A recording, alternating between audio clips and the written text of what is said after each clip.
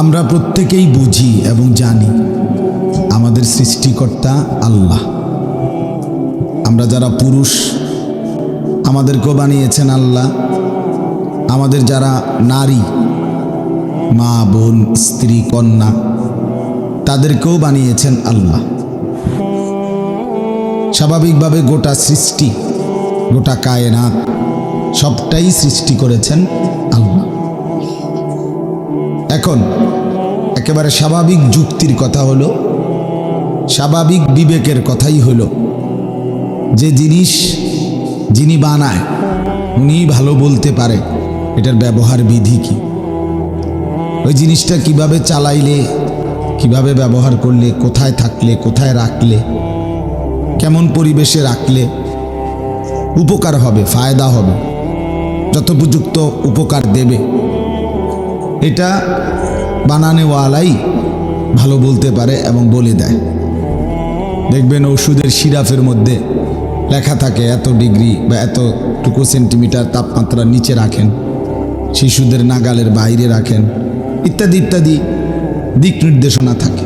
প্রত্যেকটা পণ্যের একটা দিক নির্দেশনা থাকে। তো আমরা যেহেতু এটা বুঝলাম যে আল্লাহ তাআলাই পুরুষের সৃষ্টিকর্তা, আল্লাহ তাআলাই নারীর সৃষ্টিকর্তা, পৃথিবীর সমস্ত মহিলা নারী তাদের সৃষ্টিকর্তা আল্লাহ। অতএব ইনসাফের কথা, যুক্তির কথা এটাই যে আল্লাহ তাআলাই বলে দিবেন যে আমার সৃষ্টি নারী কোথায় থাকবে, কি করবে, কিভাবে থাকবে, এটা আল্লাহ তাআলাই বলে দিবেন। আর আল্লাহ যা বলে দিবেন, বলে দিয়েছেন, এটাই যৌক্তিক, এটাই উচিত, এটাই ইনসাফপূর্ণ, এটাই বাস্তবসম্মত। কিন্তু দুর্ভাগ্য হলো আমরা সংখ্যাগরিষ্ঠ মুসলমান আজকে আমাদের মানসিকতা হলো যে আমরা নারী কিংবা পুরুষ, ঘর কিংবা পরিবার, নিজের ব্যক্তি জীবন কিংবা সব দিক আমরা সাজাইতে চেষ্টা করি দুনিয়াবি কোনো ফাসেক, কোনো কাফের, কোনো নাফরমান, কোনো অবাধ্য, আল্লাহর কোনো দুশ্মন, ইসলামের বিরোধী, কোরআন সুন্নাহর বিরোধী কারো কাছ থেকে।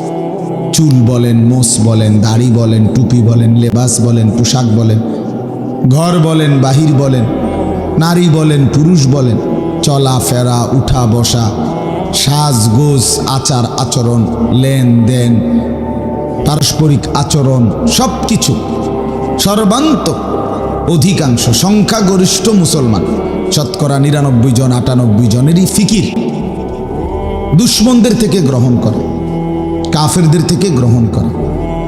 ও টেলিভিশনের নায়িকা থেকে একজন মহিলা নিজের জিন্দিগির সমস্ত সাজগোজ গ্রহণ করে।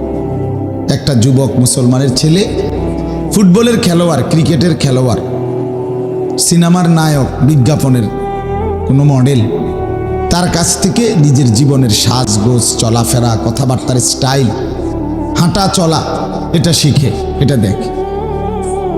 তাহলে এর চাইতে বড় পতন, অধপতন আর হইতে পারে না যে আমরা আল্লাহকেও ছেড়ে দিলাম, রাসূলুল্লাহ সাল্লাল্লাহু আলাইহি সাল্লামকেও ছেড়ে দিলাম, ইসলামকেও ছেড়ে দিলাম, আল্লাহর কোরআনকেও ছেড়ে দিলাম, নবীর সুন্নাহকেও ছেড়ে দিলাম। তাহলে আমরা আর মুসলমান কি রইলাম? আমি যে ভোটার আইডি কার্ডের মধ্যে লিখছি আমার ধর্ম ইসলাম, আমার জন্ম নিবন্ধন সনদের মধ্যে লেখা আছে আমার ধর্ম ইসলাম, আমার পাসপোর্টের মধ্যে লেখা আছে আমার ধর্ম ইসলাম, সেটা কোথায়? সেটা কোথায়? আমার চুলে ইসলাম কোথায়? আমার চেহারায় ইসলাম কোথায়? আমার জিন্দিগির মধ্যে ইসলাম কোথায়? আমার বাজার ব্যবসা লেনদেনের মধ্যে ইসলাম কোথায়? আমার ঘর পরিবারের মধ্যে ইসলাম কোথায়? আমার সাজগোজ কাপড় পোশাকের মধ্যে ইসলাম কোথায়? আমার ফ্যামিলির চলাফেরার মধ্যে ইসলাম কোথায়? আমার সারা দিনের কর্মকাণ্ডের মধ্যে আল্লাহ কোথায়, রসুল কোথায়, আখেরাত কোথায়, কোরআন সুন্নাহর অনুসরণ কোথায়? এই সব কিছু বাদ দিয়ে আমি আল্লাহর কাছে মুক্তি পাবো কিভাবে? আখেরাতে নাজাত মিলবে কিভাবে? এটা তো একটা স্বাভাবিক কথা, স্বাভাবিক কথা।